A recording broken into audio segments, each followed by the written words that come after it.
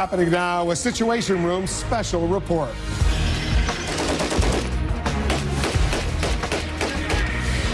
Terrorists battling for control of Iraq are targeted on a possible U.S. hit list that's under review right now. But there's an ominous new threat against Americans if airstrikes are launched.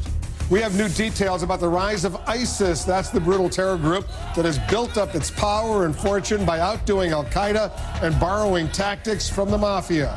And some likely allies are lashing out at Hillary Clinton after her live town hall appearance right here on CNN. We're gauging the fallout from her most controversial answers. We want to welcome our viewers in the United States and around the world. I'm Wolf Blitzer. You're in the Situation Room.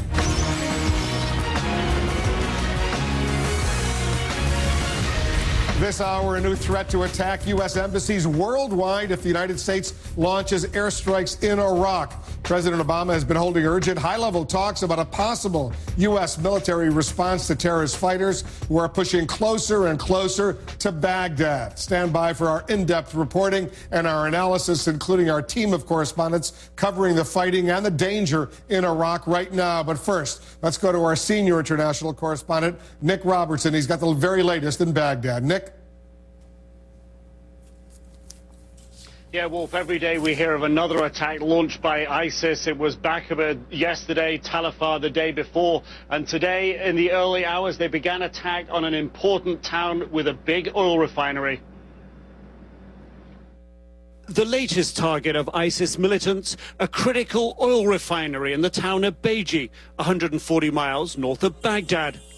Police and refinery workers say that despite heavy clashes between militants and security forces, ISIS fighters remain in control of the facility and have set 5 oil storage units on fire.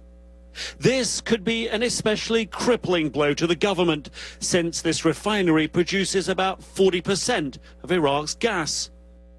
But in his weekly address, Prime Minister Nouri al-Maliki, widely blamed for worsening his country's Shia-Sunni divide, insisted government forces will win against the militants. We absorbed the initial shock of the military operations, and now we are on the rebound. We will respond and keep the momentum. What happened was a catastrophe, but not every catastrophe is a defeat. Iraq is now formally asking the United States for military help. The chairman of the Joint Chiefs of Staff surprised U.S. lawmakers with the news during a Senate hearing. We have a request from the Iraqi government for air power. You do? We do. And do you think it's in our national security interest to honor that request? It is in our national security interest to counter ISIL wherever we find them. In fact, CNN has learned the United States is already conducting manned reconnaissance flights over Iraq to collect up-to-the-minute intelligence on ISIS movements and positions. Military sources say there is a draft list of targets that's being constantly reviewed and revised.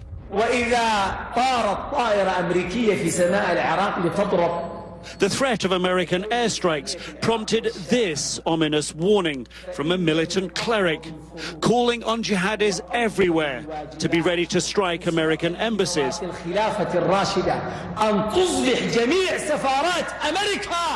if the U.S. attacks ISIS forces. And one of the questions being asked this evening is, what is the price going to be extracted for the United States to target ISIS inside Iraq? Certainly that's a request coming from Prime Minister Nouri al-Maliki.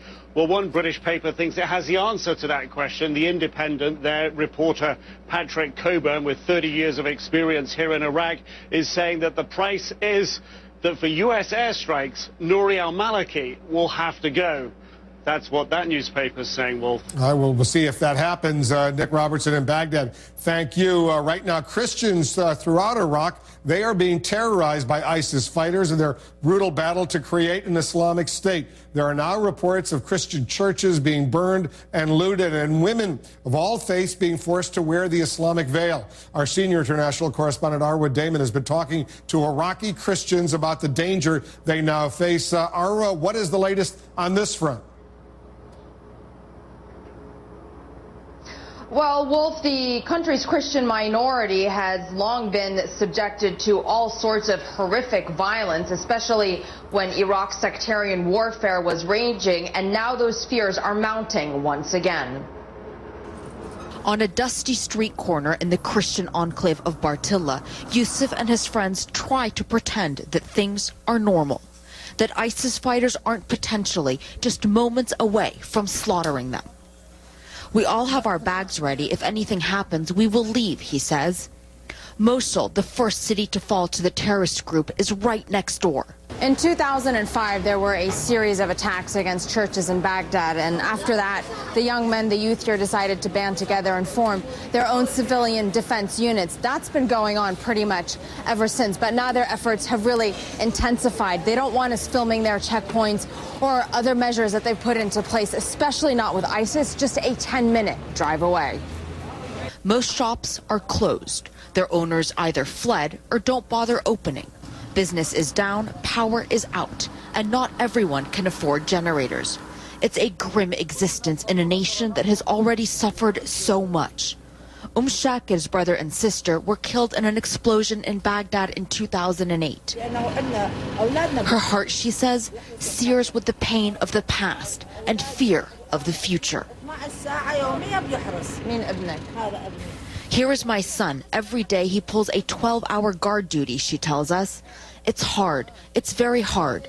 If it stays like this, there won't be an Iraqi left in the country. For most, there is little to do but wait. Outside the church, we meet these women. It's fine. What are they going to do? Kill us? They try to joke.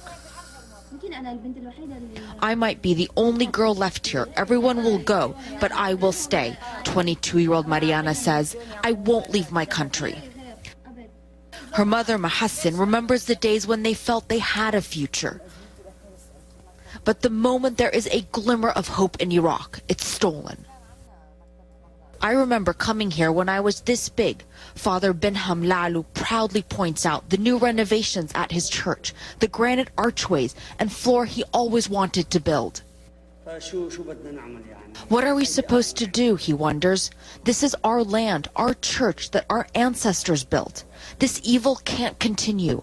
A day will come when people will come to their senses. A hope, a dream, in a country hijacked by violence few can understand. Wolf, one can barely begin to comprehend the psychological toll that all of this is taking on the population, especially in this case, that Christian minority that really feels as if there is no one out there who's going to protect them. Heartbreaking story indeed for Iraqi Christians and so many other folks. Arwa, thank you. ISIS terrorists have been gaining ground and power by controlling an army of hardline fighters and amassing a huge fortune. The group has one-upped al-Qaeda in its ruthlessness. It's now borrowed a page from the mafia as well. Brian Todd has more on the rise of ISIS. What are you learning, Brian? Well, this is a group that al-Qaeda pushed away for being too violent. But make no mistake, ISIS is calculating in its tactics and even its savagery. To many Westerners, this radical Islamist group, known for butchering its way through Iraq, came out of nowhere. But the Islamic State in Iraq and Syria, ISIS, runs like a corporation, even issuing spreadsheets to tally its bombings, assassinations, cities it's taken over. One bank robbery alone has reportedly given them operating cash of $430 million. ISIS has been building momentum for years. The group's inspiration for indiscriminate killing comes from the man who formed al-Qaeda in Iraq in 2004, Abu Musab al-Zarqawi. He was a criminal, he was a thug, he was been in jail for prison for all kinds of crimes. Then he gets out, gets religion, and creates this organization that al-Qaeda ends up being afraid of. Zarqawi's death in 2006 left them down and nearly out. But the U.S. withdrawal from Iraq in 2011, coupled with the war in Syria starting that same year, gave ISIS its new name and new life. The pressure is off. Suddenly you see them starting to carry out attacks inside Iraq. Suddenly you see them with ambitions throughout the region, going into Syria and other places where they can train, where they can recruit without any interference from any Western powers or anyone able to stop them. They gathered volunteers and weapons, spent 2 years breaking their senior leaders out of prison. But with only a few thousand fighters in Iraq, how were they able to take Mosul, a city of almost 2 million? intimidating the local security forces through bombs in their homes, by targeting key leaders for assassination, making them a much softer target for the assault that would someday come, which at this point I think we can confirm was a very easy assault. Then, to hold Mosul and other cities they've captured, pure mafia tactics. Extorting money, but also in terms of there was a recent bank robbery where they garnered a lot of money. They've been taxing civilians and brutal tactics to sort of get money from civilians. A U.S. counterterrorism official tells us successful business owners are shaken down, threatened with death if they don't pay extortion fees. Kidnappings and smuggling are big moneymakers for them. Even before they captured the entire city of Mosul, this official says ISIS made several $1 million a month there by using those tactics. Now, once it captures a city, analysts say ISIS also bends the locals to its will with public floggings, executions, even crucifixions of Christians. But that's also a tactic that may cause local residents to turn on them eventually. Wolf, that could be one of their Achilles heels. I know you're speaking to a lot of experts. Yep. What is ISIS's weakness on the battlefield? On the actual battlefield, one analyst told us one of the problems is all the different groups of fighters that it has. It's got militants who've been fighting in the field with them for a while, but it's also got newly released prisoners coming into the fold, and they've got foreign fighters also joining them now for the first time. Getting them all on the same page, getting them disciplined is going to be very tough, and that could give them problems when they're fighting Iraqi forces and maybe other forces coming in. What a brutal terror group it is. All right, Brian, thanks very much. Still ahead, is the U.S. close to backing up Iraq's military, launching airstrikes against ISIS? The former chairman of the Joint Chiefs of Staff, General Richard Myers, there you see him. He's standing by, along with CNN's Anderson Cooper, will join us from Baghdad. Plus, some critics are accusing Hillary Clinton now of trying to play both sides of an explosive political issue.